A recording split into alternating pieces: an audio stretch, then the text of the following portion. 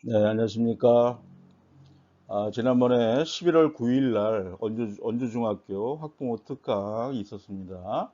그때 못 오신 분들을 위해서 따로 2028 대입 개편에 대해서만 다시 한번 설명을 드리겠습니다. 네, 저희 강의 목록이고요. 자, 네이버에서 제 이름을 치시면 저에 대한 블로그나 기타 또 오픈 채팅도 할 수 있고요. 진로 진학에 관한 걸 모두 질문을 하실 수 있습니다.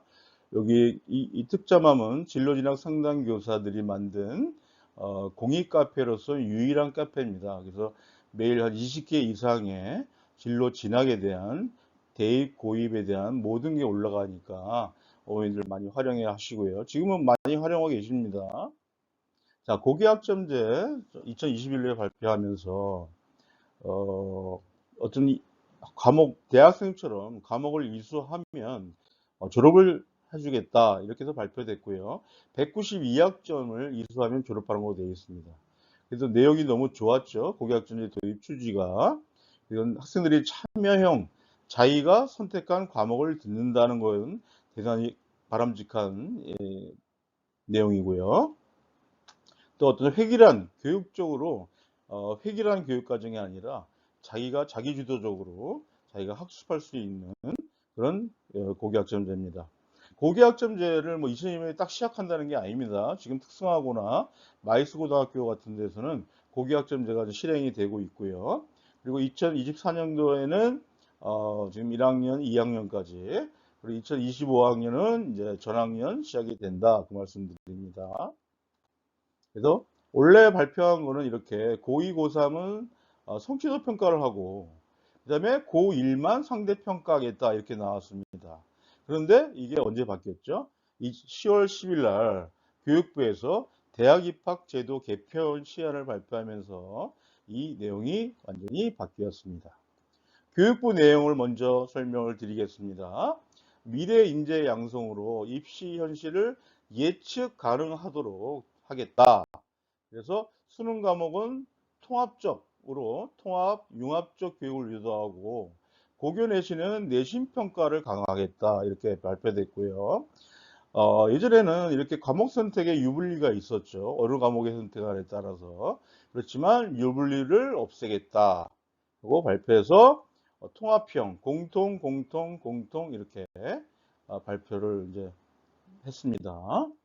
그래서 여기에 대한 이권 카르텔도 다 근절하겠다. 이런 말씀을 드렸고요. 그래서 2025년부터는 이 구등급제에 대한 혼란이 이제 예고가 됐기 때문에 2028학년도부터는 5등급제를 하겠다. 예. 동일한 평가를 하겠다. 뭐 선진화된 다른 나라도 그렇고요. 그래서 절대평가와 상대평가를 같이 하겠다는 말씀입니다. 그래서 또한 내신 평가를 하다 보니까 학생들, 교사들의 역량이 이제 강화가 되죠. 내신에서 뭐 오지선다만 하는 게 아니기 때문에 이거는 2028년 4월에 최종 발표를 할 겁니다. 그렇다면 진로진학 상담교사들이 보는 현 중2와 중3 학생들이 해야 할 일이 무엇일까? 네, 이거 2028년 대학 수능 발표 개편안이죠. 예, 그래서 공통으로 그거를 보고요. 수학 또한 공통으로 봅니다. 예, 그 다음에 사회탐구, 통합사회, 통합과학 이렇게 이루어지고요.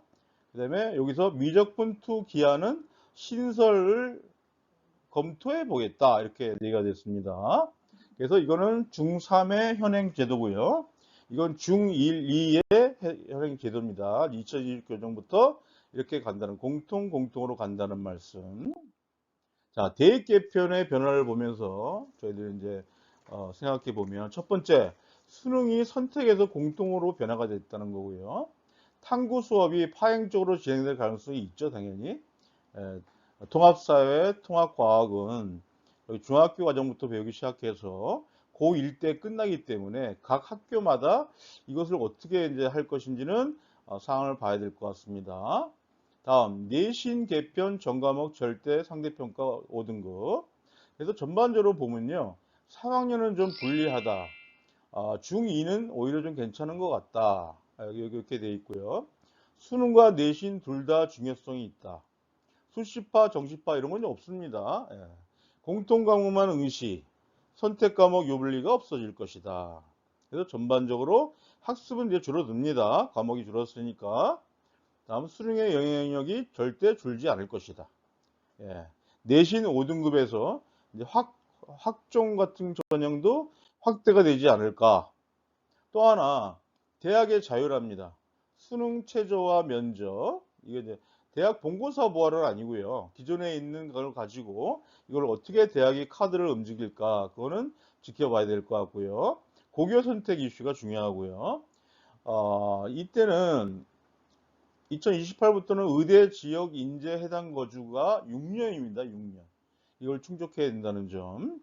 그리고 4대 외고가 강점이다. 외고가 강점이 된다는 것은 외고 2028년부터는 나중에 시험 보는 학생들이 외고에서도 의대를 볼 수 있다는 거죠. 수능 강점이 돼서. 다음 문이과 통합 수능으로 학종에서 수능 변환 가능이 강점이다. 강남권 일본 학교들은 이제 변동폭이 넓어졌기 때문에 좀 유리할 수 있겠다. 예, 그래서 앞으로 정시는 수능 플러스 내신이고요. 수시는 내신 플러스 수능 최저 플러스 면접 여기까지도 예상이 됩니다.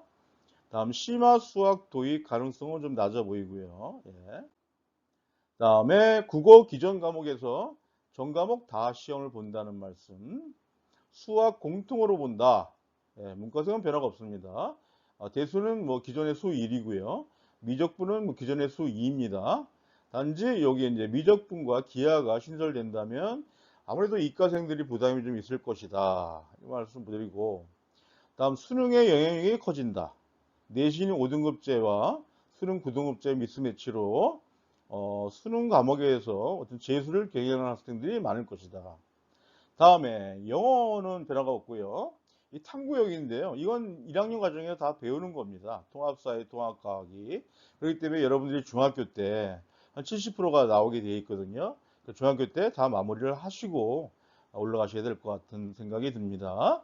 수학적, 언어적 기본기 강한 학생이 당연히 유리하겠죠. 이거는 고등학교 보통 교과와 수능 출제 과목 시야입니다. 일반 선택이 이렇게 됐고요.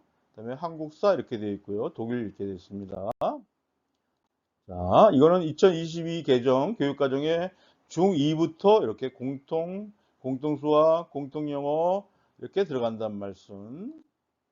그래서 보셨겠지만 1등급이 4%입니다. 예. 근데 1등급이 10%가 됐죠. 자, 2등급이 7%인데 2등급이 24%. 그럼 이게 상향이 되겠죠. 그렇기 때문에 이 전반적으로 고1, 3도 일관되게 5등급 체제를 유지한다는 게 이번 입시 변화에서 가장 큰 변화인 것 같습니다. 그래서 대학교에 이제 이 성적을 이제 제출하게 되는데요. 보시면 알겠지만 여기 절대평가, 상대평가 이렇게 되어 있고요.